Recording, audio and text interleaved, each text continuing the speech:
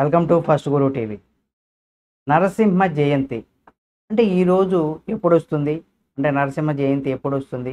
ఆ రోజున కొన్ని పనులు చేయకూడదు, పొరపాటును కూడా చేస్తే ఏమవుతుంది అనేది, దాని తర్వాత మనం అసలు ఇంతటికీ ఆ రోజున ఎటువంటి పనులు చేయకూడదనేది తెలుసుకోవడంతో మన జీవితంలో ఎంతో ఉన్నతంగా ఎదగడానికి ఉపయోగపడుతుందని కూడా చెప్పుకోవచ్చు.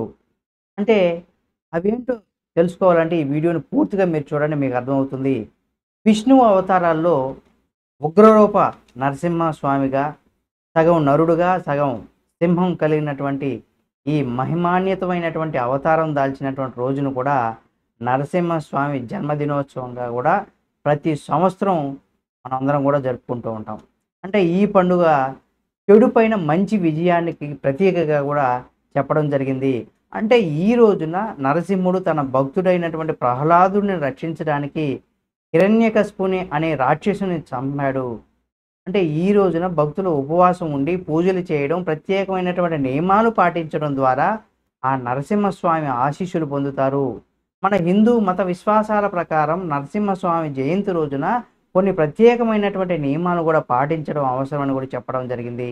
అయితే ఈ నియమాలను ఉల్లంఘిస్తే నరసింహస్వామి కోపంగా ఉంటాడని, అటువంటి వారి జీవితంలో అనేక ఇబ్బందులు కూడా ఎదుర్కొంటారని కూడా చాలామంది పెద్దలు, గురువులు చెబుతూ ఉంటారు.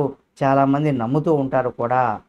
అయితే ఈ నరసింహ చతుర్థి ఎప్పుడు అనేది కనుక మనం చూసినట్లయితే, మన పంచాంగం ప్రకారం వైశాఖ మాసంలోని శుక్లపక్షం చతుర్థి తిథి నాడు, అంటే మే 10వ తేదీన సాయంత్రం 5:29 ప్రారంభమవుతుంది.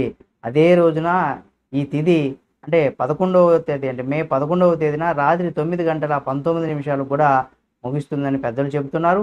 కనుక ఈ సందర్భంగా నరసింహస్వామి జయంతి మే 11వ తేదీన మనం జరుపుకుంటున్నాము.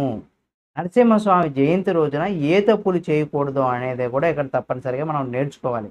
అంటే ఈ పవిత్రమైనటువంటి రోజున మనసును ప్రశాంతంగా ఉంచుకోవాలి, సానుకూలంగా ఉంచుకోవాలి. ఎవరైతే కోపంగా మాట్లాడడం లేదా ప్రతికూలమైనటువంటి ఆలోచన కలిగి ఉండడం అవి అశుభంగా ఇక్కడ చెప్పడం జరిగింది. అంటే పాజిటివ్ ఎనర్జీతో పాజిటివ్ మాటలు మాత్రమే మాట్లాడాలని కూడా చెప్తున్నారనమాట. అంటే నరసింహస్వామి ప్రకృతి రీత్యా ఉగ్ర స్వరూపం కావచ్చు, కానీ స్వామికి శాంతి, భక్తి తత్వాన్ని కూడా ప్రేమిస్తాడు ఆయన. తామసిక ఆహారానికి దూరంగా ఉండాలని, ఈ నరసింహ జయంతి రోజున పూర్తిగా సాత్విక ఆహారం తినాలని కూడా చెప్తున్నారు. అంటే మాంసం, మద్యం, ఇంకా వెల్లుల్లి, ఉల్లిపాయలు వంటివి తామసిక పదార్థాలు కూడా అంటూ ఉంటారు. అవి తినకుండా ఉండాలని కూడా చెప్తున్నారు. అంటే ఈ రోజున దేవునికి అంకితం చేయబడుతుంది కాబట్టి మానసిక, శారీరక స్వచ్ఛతను కూడా కాపాడుకోవడం చాలా అవసరం కాబట్టి అటువంటి మద్యం, మాంసం ఇలాంటి వాటికి కూడా దూరంగా ఉండాలి.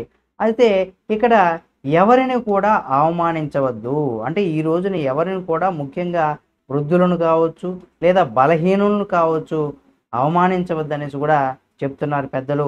నరసింహస్వామి అనేది కూడా సకల జీవుల్లో ఉన్నవాడు.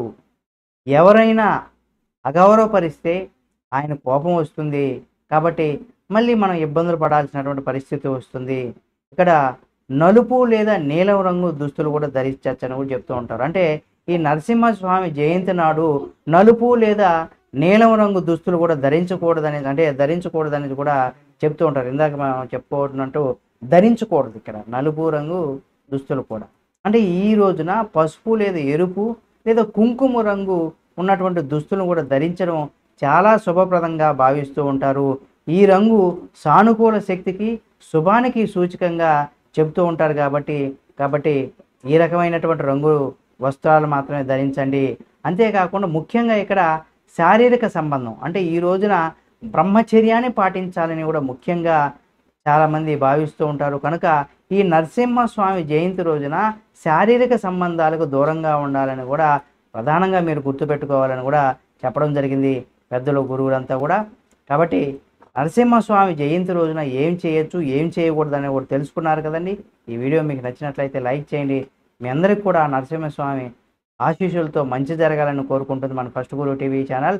కాబట్టి తప్పనిసరిగా మీరు కామెంట్ రూపంలో తెలియచేయండి. ఆ రోజున స్వామివారి ఆశీస్సులు పొందేవారు ప్రతి ఒక్కరు కూడా కామెంట్ రూపంలో తెలియచేయండి.